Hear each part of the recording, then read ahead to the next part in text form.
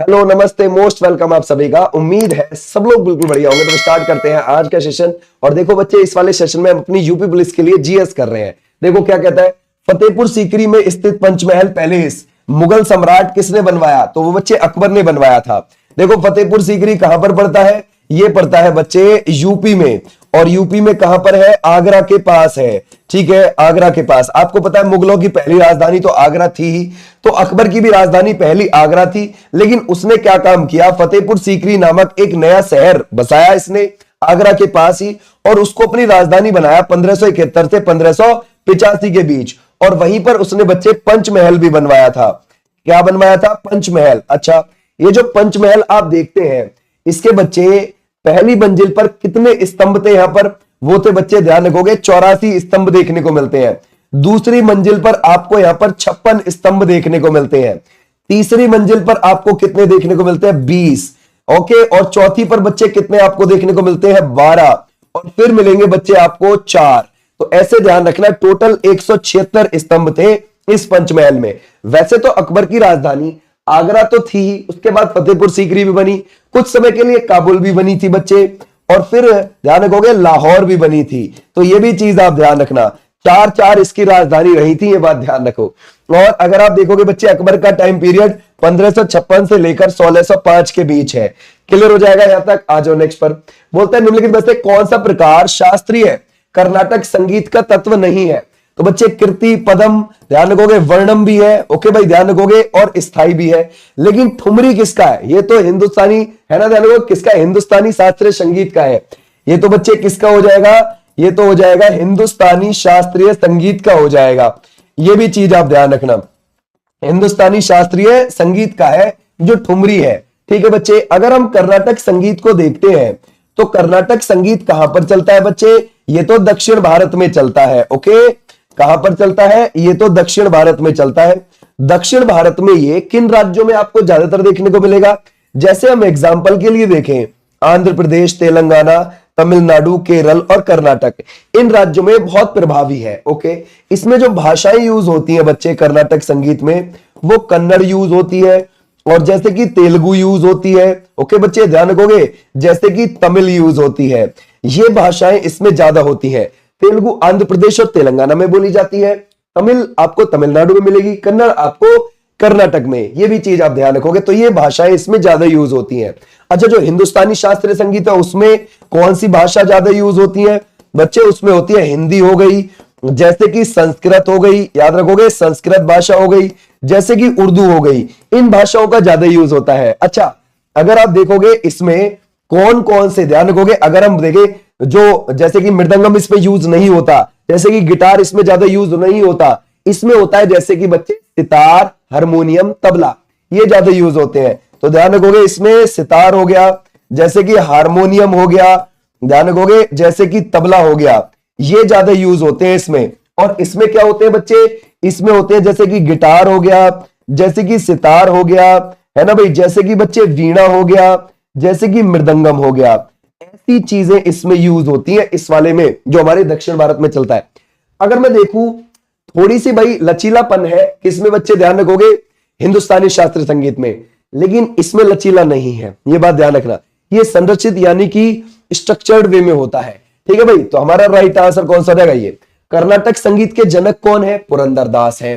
ठीक है बच्चे, वो कौन हो जाएंगे? ध्यान रखोगे, पुरंदरदास हो जाएंगे कर्नाटक संगीत के जनक।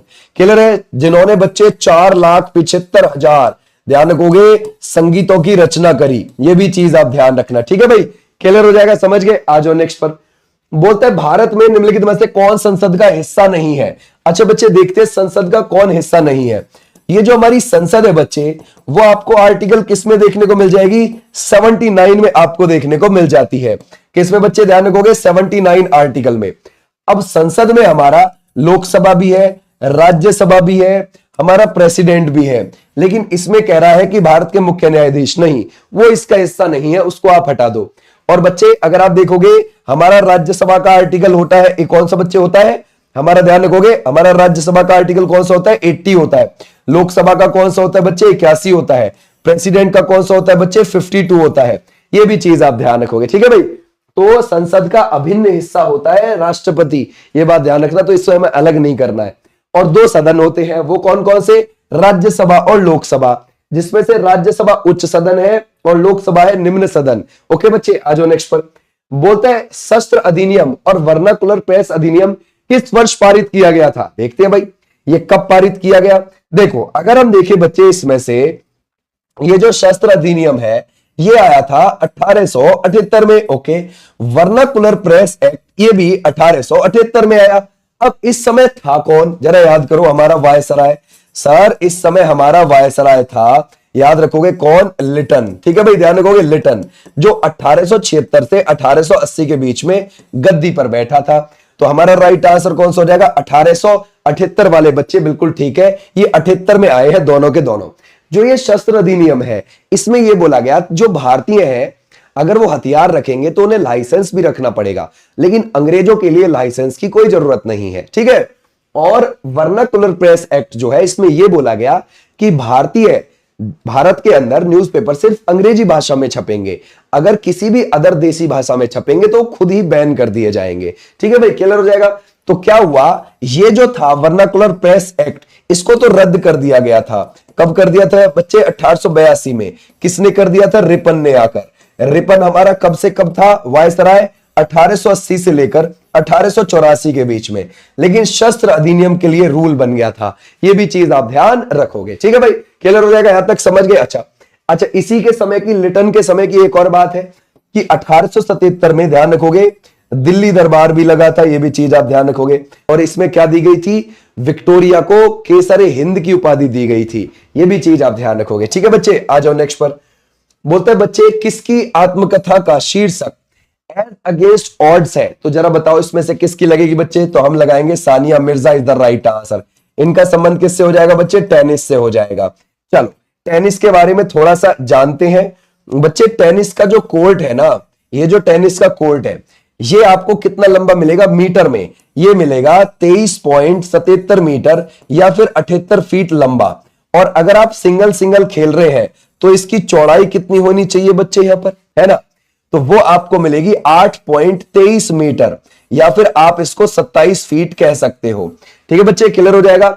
अगर आप डबल डबल खेल रहे हैं तो इसकी चौड़ाई थोड़ी ज्यादा हो जाएगी, वो कितनी हो जाएगी? 10.97 मीटर हो जाएगी, यानी कि आप इसको 36 फीट कह सकते हो। ठीक है भाई, क्लियर हो जाएगा। अच्छा है ना भाई, अगर आप डबल डबल खेल रहे हो तो ये चौड़ाई ज्यादा हो जाएगी फिर। ठीक है, अगर हम देखें बच्चे ओलंपिक में टेनिस के कितने प्रकार हैं, जैसे कि बच्चे मेंस सिंगल, ध्यान रखोगे, वुमेन सिंगल्स। ओके बच्चे, मेंस डबल्स यानी कि दो इधर से मैन दो उधर से मैन। ठीक है भाई, ऐसे ही वुमेन डबल। ओके बच्चे, दो उधर से वुमेन दो इधर से वुमेन। ऐसे ही बच्चे फिर है मिक्स्ड, है ना भाई, मिक्स्ड वो भी कौन सा? डबल्स का। मिक्स्ड कैसे होते हैं? यानी एक महिला पुरुष इधर एक महिला पुरुष उधर। ठीक है भाई, ध्यान रखोगे, तो इसको बोलते हैं मिक्स्ड डबल्स। तो कितने प्रकार हो गए टोटल बच्चे? 5। ये भी आप ध्यान रखोगे, ये पूछा गया है, इसको हम ध्यान रखेंगे। आ जाओ नेक्स्ट पर। इंद्रावती राष्ट्रीय उद्यान बच्चे आपको किस राज्य में स्थित लगता है? तो बच्चे इंद्रावती राष्ट्रीय उद्यान जो है ये हमें छत्तीसगढ़ के अंदर लगता है। छत्तीसगढ़ साल 2000 में एमपी से अलग होकर बना था। किससे बच्चे? एमपी से अलग होकर। ये भी आप ध्यान रखो। यहां पर आपको विधानसभा की जो सीटें हैं वो 90 मिलती हैं और हरियाणा में भी 90 ही है विधानसभा की सीटें। और अगर आप देखोगे छत्तीसगढ़ में बच्चे क्या मिलेगा आपको?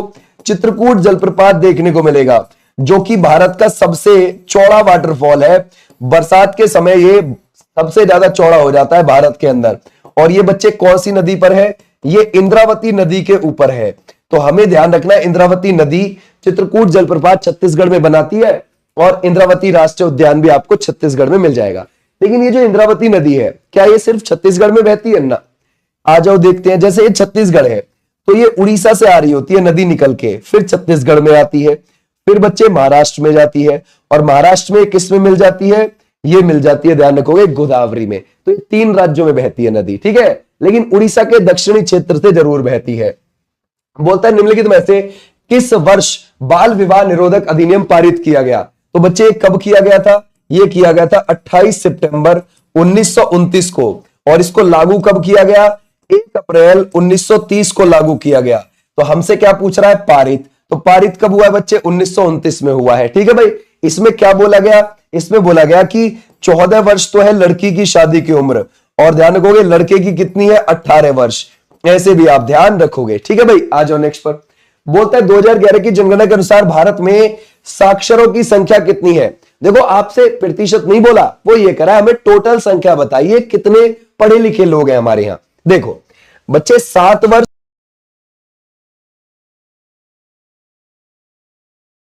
देखो बच्चे 7 वर्ष या ध्यान रखना 7 वर्ष या उससे ज्यादा का कोई भी व्यक्ति, उससे ज्यादा का कोई भी व्यक्ति किसी भी भाषा में, ध्यान रखोगे किसी भी भाषा में वो लिखना और पढ़ना जानता हो।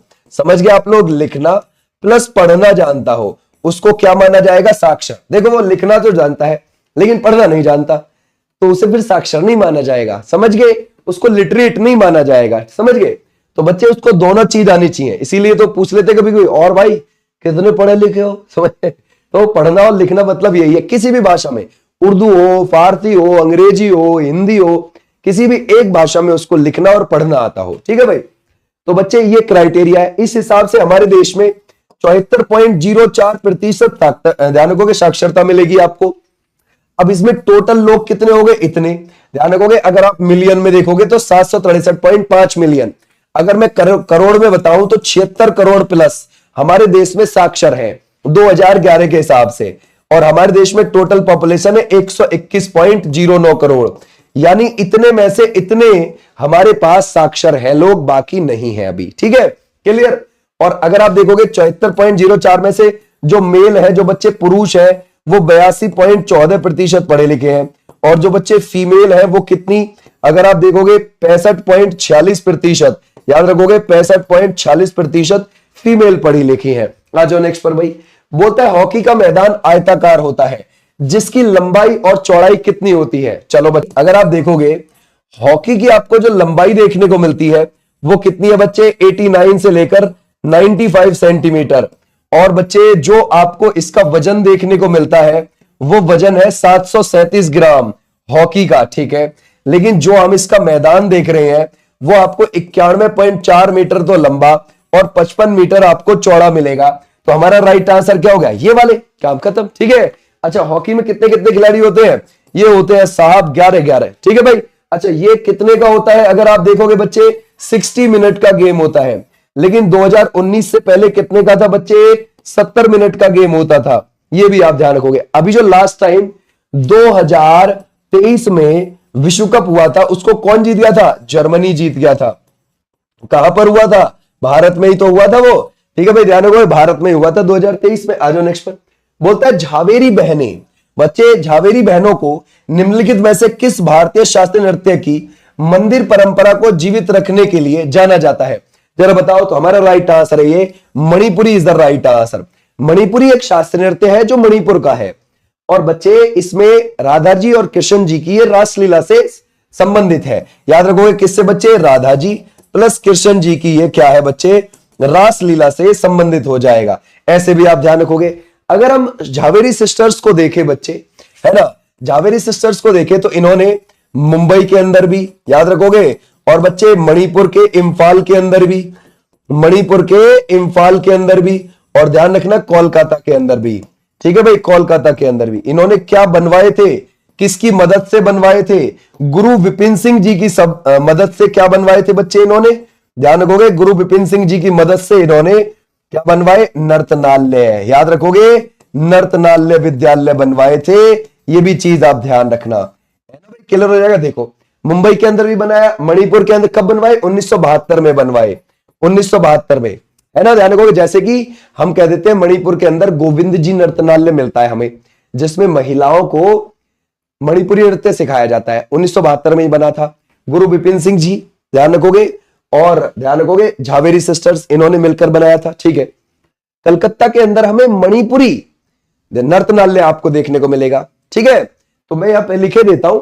देखो अगर आपसे पूछे मणिपुर के इम्फाल में कौन सा बच्चे, मणिपुर के इम्फाल में आपको देखने को मिलेगा गोविंद जी के नाम से। ठीक है बच्चे, ध्यान रखोगे गोविंद जी नर्तनालय। ओके भाई, क्लियर हो जाएगा, ये आपको देखने को मिलेगा। ठीक है, और ये हो गया कोलकाता में किस नाम से बच्चे, वेस्ट बंगाल के कोलकाता में मणिपुरी नर्तनालय के नाम से बना, वहां पे मणिपुरी नर्तनालय के नाम से बना। ये भी चीज आप ध्यान रखना, ठीक है भाई, क्लियर हो जाएगा, ऐसे आप ध्यान रखोगे। क्लियर है, आ जाओ। और बच्चे गुरु विपिन सिंह जी तो लीजेंड है, किसके, मणिपुरी शास्त्रीय नृत्य के। बोलते हैं बच्चे सबसे अधिक जनसंख्या वृद्धि दर है ना, जनगणना 2011 के आधार पर निम्नलिखित राज्यों में से अवरोही क्रम पर व्यवस्थित करने का विकल्प चुने। चलो बच्चे, हमारे देश में 2011 के हिसाब से जनसंख्या वृद्धि देखें तो 17.64% है, लेकिन अगर आप देखोगे सबसे ज्यादा तेजी से राज्य कौन सा था, मेघालय ने बढ़ाई थी अपनी 10 सालों के अंदर जनसंख्या प्रतिशत ज्यादा, ठीक है भाई। अगर हम देखें 2001 से लेकर 2011 के बीच में ऐसा कौन सा राज्य है जिसने तेजी से जनसंख्या बढ़ाई है, वो बच्चे मेघालय, कितने पर, 27%। फिर आपको कौन सा आपको देखने को मिलेगा बच्चे, है ना, अगर आपसे देखोगे तो आपको यहां पर देखने को मिलेगा 27%। और फिर आपको कौन देखने को मिलेगा यहां पर, अगर हम देखें सेकंड नंबर पर, वो मिलेगा अरुणाचल प्रदेश बच्चे। अरुणाचल प्रदेश कितने पर मिलेगा, वो मिलेगा बच्चे 26% पर। फिर कौन सा मिलेगा आपको, बिहार, बिहार कितने पर मिलेगा बच्चे, 25% पर। ऐसे भी आप ध्यान रखोगे। तो हमारा राइट आंसर कौन सा है, पहले हम मेघालय देखेंगे, फिर अरुणाचल प्रदेश, फिर बिहार, तो CBA is the right answer. हो गया काम खत्म, ठीक है, क्लियर है, शाबाश। आ जाओ नेक्स्ट पर। अच्छा, ऐसा कौन सा केंद्र शासित प्रदेश है जिसने तेजी से बढ़ाई, यूनियन टेरिटरी बताओ जरा भाई। अगर हम देखेंगे केंद्र शासित प्रदेश, तो केंद्र शासित प्रदेश है बच्चे यहां पर दादरा नगर हवेली, और दादरा नगर हवेली ने कितना बच्चे, 55%। सोचो, इसी बीच में बढ़ा दी सब सोचने वाली बात है, ओके। और इसके बाद दमन दीव है, दमन दीव वाले बोले अरे भाई हम क्यों पीछे रहे, है ना भाई, 53% पर पहुंच गए वो, समझ गए। आ जाओ नेक्स्ट पर। सिमलीपाल राष्ट्रीय उद्यान भारत के किस राज्य में आपको स्थित लगता है, तो बच्चे ये आपको कहां पर देखने को मिलेगा, ओडिशा में देखने को मिल जाएगा। अच्छा, अगर हम ओडिशा की बात करें बच्चे, ओडिशा एक ऐसा राज्य है जो बच्चे चक्रवात भी झेलता है, बाढ़ भी झेलता है, सूखा भी झेलता है, सोचने वाली बात है, और आंधियां भी झेलता है, समझ गए। अगर हम देखेंगे ओडिशा 1 अप्रैल को बना था, 1 अप्रैल को 1936 को बना था। किससे अलग होकर बना था बच्चे, बिहार से अलग होकर। क्लियर है, बिहार से अलग होकर, ऐसे भी आप ध्यान रखोगे। और यहाँ के सीएम कौन हो जाएंगे बच्चे, वो है मोहन चरण मांझी, मोहन चरण मांझी हैं।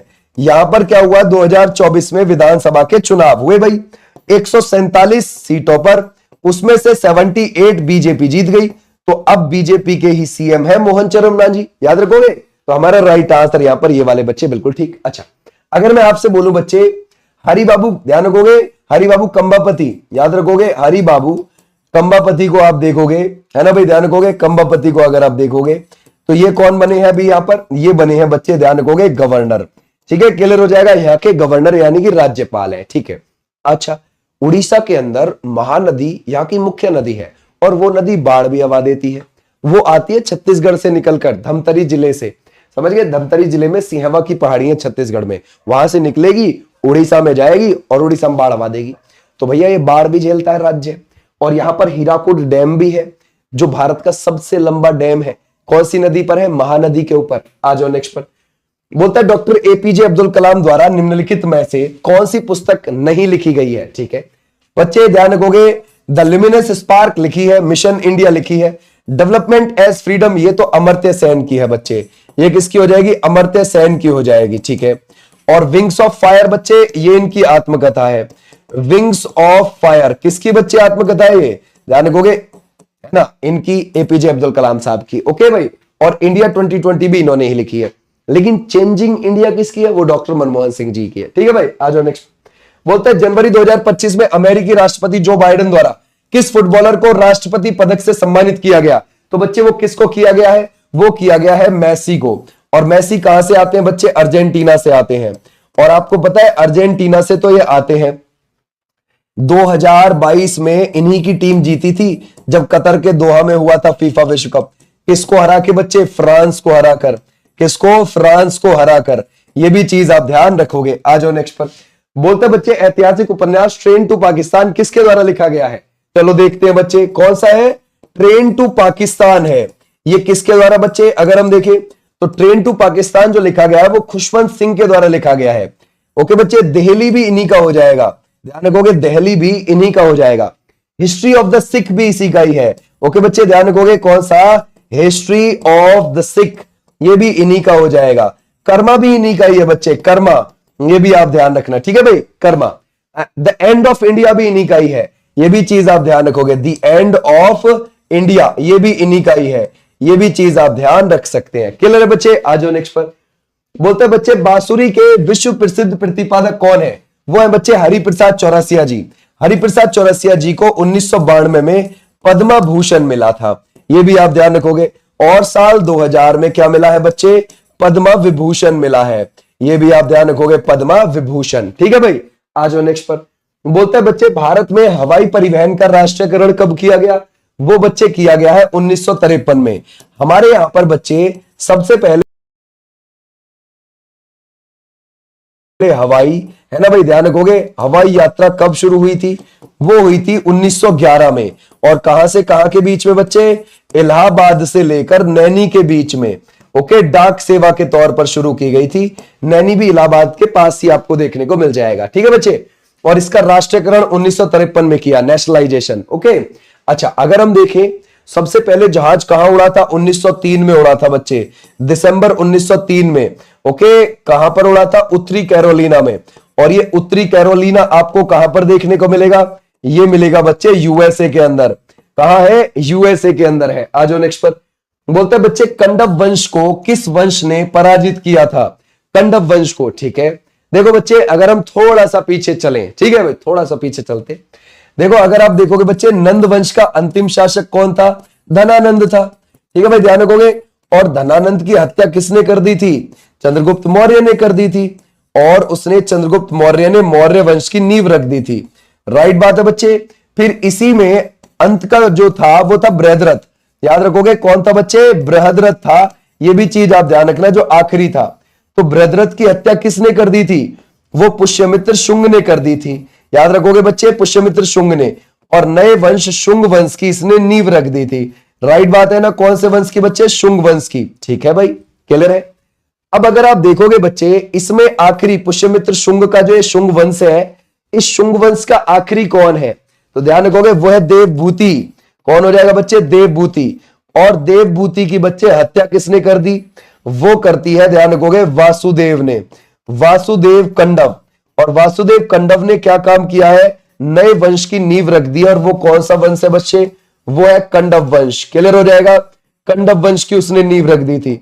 अब कंडव वंश की तो उसने नींव रख दी। अब देखो वो क्या कह रहा है कि कंडव वंश को किस वंश ने पराजित कर दिया? यानी कि ध्यान रखना, ये जो कंडव वंश का आखिरी है वो कौन है? सुशर्मन है। वो कौन है बच्चे? सुशर्मन। और सुशर्मन की हत्या किसने कर दी? जो कंडव वंश का आखिरी था सुशर्मन, उसकी हत्या वो कर दी बच्चे सिमुक ने, याद रखोगे। और सिमुक ने कौन से वंश की नींव रख दी थी? सातवाहन वंश की। तो हमारा कौन सा हो जाएगा यहां पर? देखो, है ना भाई, सातवाहन वंश वाले, बिल्कुल बिल्कुल ठीक है। देखो कितने सारे वंश आ गए इसमें धीरे धीरे, ठीक है भाई। तो हमारा राइट आंसर क्या हो जाएगा? ये। ओके बच्चे, सातवाहन वंश, इसकी जो, इनको आंध्र सातवाहन भी बोलते हैं। इनकी राजधानी कौन सी थी बच्चे? वो थी पैतिस्थान।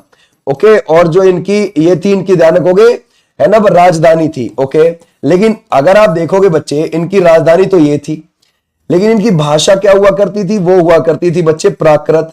ये भी आप ध्यान रखोगे, ठीक है भाई, क्लियर हो जाएगा, समझ गए? ऐसे भी आप ध्यान रखोगे। अच्छा, अगर मैं देखूं इसमें बच्चे, एक शतकर्णी प्रथम था। कौन था? ध्यान रखोगे, सातवाहन वंश में शतकर्णी प्रथम। तो शतकर्णी प्रथम ने 2, ध्यान रखोगे, अश्वमेध यज्ञ करवाए, एक राजसूय यज्ञ करवाया, ठीक है भाई, ये भी चीज आपने ध्यान रखोगे। और इसके बाद था एक हाल नाम का राजा, वो बहुत बड़ा कवि था, उसने गाथा सप्त, ध्यान रखोगे, गाथा सप्तशती लिखी थी, ये भी चीज आप ध्यान रखोगे, गाथा सप्तशती उसने ये लिखी थी। उसके बाद आया गौतमी पुत्र शतकर्णी, वो इनमें सबसे महान है, लेकिन वो इस वंश का 23वां राजा था। समझ गए आप लोग? 23वां। कौन सा? आंध्र सातवाहन वंश का। तो गौतमी पुत्र शतकर्णी, उसके पास उपाधि थी, ध्यान रखोगे, वो कौन सी थी? एक, ध्यान रखोगे, एक ब्राह्मण की उपाधि। ये बात आप ध्यान रखना, कौन सी थी बच्चे? एक ब्राह्मण की उसके पास उपाधि थी। अच्छा, अब ऐसा बोलते थे कि उसके घोड़ों ने 3 समुद्र का पानी पिया था, उसने शक शासक नहपान को भी हरा दिया था। ये भी आप ध्यान रखोगे। ये जो शासक हुआ करते थे, इनके नाम, आंध्र सातवाहन वाले जो शासक थे, इनके नाम इनकी माताओं के नाम पर मिलते थे। ये भी आप ध्यान रखोगे। आ जाओ नेक्स्ट पर। बोलते बच्चे खेलों में उनके उत्कृष्ट योगदान के लिए मेजर ध्यानचंद खेल रत्न पुरस्कार 2024 प्राप्त करता कौन है? देखो बच्चे, ये जो मेजर ध्यानचंद खेल रत्न पुरस्कार है, ये सबसे पहले राजीव गांधी खेल रत्न पुरस्कार के नाम से शुरू हुआ था। और बच्चे ये 1992 में सबसे पहली बार दिया गया, 1991-92 की सर्विस के लिए। किसको दिया गया था भाई? वो दिया गया था, ध्यान रखोगे, विश्वनाथ आनंद जी को। विश्वनाथ आनंद जी को, ये भी चीज आप ध्यान रखोगे, ठीक है भाई, क्लियर।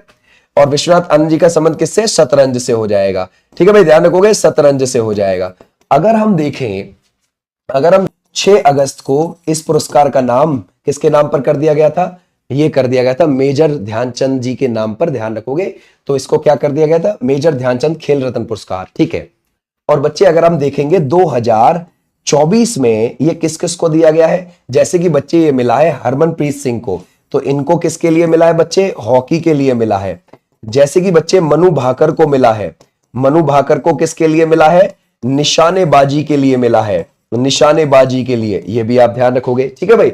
जैसे प्रवीण कुमार को मिला है, प्रवीण कुमार को किसके लिए मिला है बच्चे? ध्यान रखोगे, वो मिला है पैरा एथलेटिक्स के लिए, ओके, पैरा एथलेटिक्स के लिए मिला है, ये भी चीज आप ध्यान रखोगे, ठीक है भाई, क्लियर हो जाएगा। अच्छा, और साथ में किसको और मिला है? डी गुकेश को। और डी गुकेश को किसके लिए मिला है बच्चे? शतरंज के लिए मिला है, ऐसे भी आप ध्यान रखोगे, ठीक है भाई। आ जाओ नेक्स्ट पर। बोलता है भारत के पश्चिमी तटों पर गर्मियों के दौरान होने वाली भारी वर्षा के पीछे मुख्य कारण क्या लगता है? तो बच्चे वो ध्यान रखोगे, ये कौन सी है? क्या पूर्वी घाट है, या फिर सिंधु नदी है, या फिर आप लगाओगे पूर्वी हवा, या फिर पश्चिमी घाट? देखो मेन चीज ये क्या कह रहा है, ये यूं कह रहा है कि जैसे पश्चिमी घाट के पर्वत है बच्चे यहां पर, ठीक है, इनके आगे पतला पतला ये मैदान है यहां पर, तो ये यूं कह रहा है कि बिल्कुल यहां पर इस मैदान के किनारे, यहां जो तटीय किनारा है, बिल्कुल यहां पर वर्षा क्यों होती है ज्यादा? क्योंकि ये पश्चिमी घाट के पर्वत हैं आगे, ये पर्वतों की वजह से इस किनारे पर वर्षा ज्यादा हो जाती है। तो हमारा राइट आंसर क्या हो जाएगा? ये वाले, ठीक है भाई, क्योंकि हमारा जो यहाँ पर मॉनसून आता है ना कहीं मॉनसून के अवरोधक का कार्य तो करते हैं, थोड़ा बहुत रोकने का कार्य तो करते हैं मॉनसून को। कौन? ये पश्चिमी घाट के पर्वत, लेकिन ज्यादा नहीं रोक पाते, ठीक है भाई, लेकिन जितना भी रोक पाते हैं उसका इफेक्ट इस किनारे पर देखने को मिलता है वर्षा के, ठीक है भाई। आ जाओ नेक्स्ट पर। बोलता है बच्चे, ये बोलता है खेलो इंडिया यूथ गेम 2019 का दूसरा संस्करण किस शहर में आयोजित किया गया था? बच्चे अगर हम देखेंगे खेलो इंडिया यूथ गेम 2018 में शुरू हुए, और ये बच्चे कहां से हुए थे? दिल्ली से। उस समय इनका नाम क्या था? उस समय इनका नाम था, ध्यान रखोगे, खेलो इंडिया स्कूल गेम, याद रखोगे क्या था? खेलो इंडिया स्कूल गेम्स इनका नाम था, ठीक है बच्चे, ये नाम था। फिर जब जैसे ये 2019 में हुए, तो ये कहां पर हुए बच्चे? पुणे के अंदर हुए, क्लियर हो जाएगा, पुणे के अंदर। और इनका नाम भी चेंज हो गया, खेलो इंडिया यूथ गेम हो गया फिर, ठीक है भाई। और फिर 2020 में बच्चे गुवाहाटी में हुए, कोविड से पहले। फिर बच्चे 2021 वाले हुए थे 2022 में, 2021 में नहीं हुए कोई भी, 2021 के नाम से 2022 में हुए। और ये जो 2022 में हुए ये हरियाणा में हुए हैं, ओके बच्चे, हरियाणा के पंचकुला में हुए थे, ऐसे भी आप ध्यान रखोगे। फिर 2022 वाले 2023 में हुए हैं, और ये कहां पर हुए हैं बच्चे? मध्य प्रदेश के 8 शहरों में हुए हैं। फिर बच्चे 2023 वाले 2024 में हुए थे, और ये कहां पर हुए हैं बच्चे? तमिलनाडु में हुए हैं, तमिलनाडु के 4 शहरों में हुए हैं। और यहां पर बच्चे वीरा मंगई शुभांकर था, क्या था? वीरा मंगई क्या था बच्चे? शुभांकर, जो तमिलनाडु में हुआ। तमिलनाडु के 4 शहर कौन कौन से? तिरुचिपल्ली, कोयंबटूर, मदुरई, चेन्नई, ठीक है भाई, तो 4 शहरों में यहां हुए। और टॉप पर कौन रहा बच्चे? वो रहा महाराष्ट्र, क्लियर है, सेकंड पर तमिलनाडु और थर्ड पर हरियाणा। तो हमारा राइट आंसर क्या बोल रहा है? 2019 का दूसरा संस्करण कहां हुआ? पुणे में हुआ था। तो हमारा राइट आंसर क्या हो जाएगा सर जी? पुणे वाले बच्चे, बिल्कुल ठीक है। खींच के किस राज्य केंद्र शासित प्रदेश में डोगरी भाषा बोली जाती है? तो बच्चे वो जम्मू एंड कश्मीर में बोली जाती है, और जम्मू एंड कश्मीर एक केंद्र शासित प्रदेश है। 2019 में इसको राज्य का दर्जा छीन के इसको केंद्र शासित प्रदेश बनाया गया, और इससे एक और हिस्सा निकाल के नया केंद्र शासित प्रदेश लद्दाख को भी बना दिया गया। यक्षगान नृत्य नाटक का लोकप्रिय रूप है कहां का बच्चे? यह है दक्षिण भारत का, और कहां का आपको देखने को मिलेगा? कर्नाटक का, ठीक है भाई। आ जाओ नेक्स्ट पर। बोलता है लंबाडी नृत्य यह जनजाति का एक लोक नृत्य है, और इसकी उत्पत्ति आंध्र प्रदेश में हुई है। तो बच्चे बंजारा जनजाति का है, ध्यान रखोगे, लंबाडी नृत्य आंध्र प्रदेश से। आपको कोलट्टम भी देखने को मिल जाएगा, कौन सा बच्चे? जैसे कि कोलट्टम भी आपको देखने को मिल जाएगा, ये कहां का है? याद रखना, आंध्र प्रदेश का। धीमसा भी आपको देखने को मिल जाएगा, धीमसा भी आपको देखने को मिल जाएगा, वहीं का नृत्य है। ठीक है भाई, क्लियर है। और यहाँ का कुचिपुड़ी तो है ही, आंध्र प्रदेश का शास्त्रीय नृत्य है वो। ठीक है भाई, आ जाओ नेक्स्ट पर। बोलते हैं बच्चे अलीगढ़ में मोहम्मदन एंग्लो ओरिएंटल कॉलेज, जरा बताइए इसकी स्थापना किसके द्वारा की गई? वो की गई थी बच्चे, ध्यान रखोगे, सर सैयद अहमद खान के द्वारा। कब की गई थी? ध्यान रखोगे 1875 में। और 1920 में इसी को क्या कर दिया गया?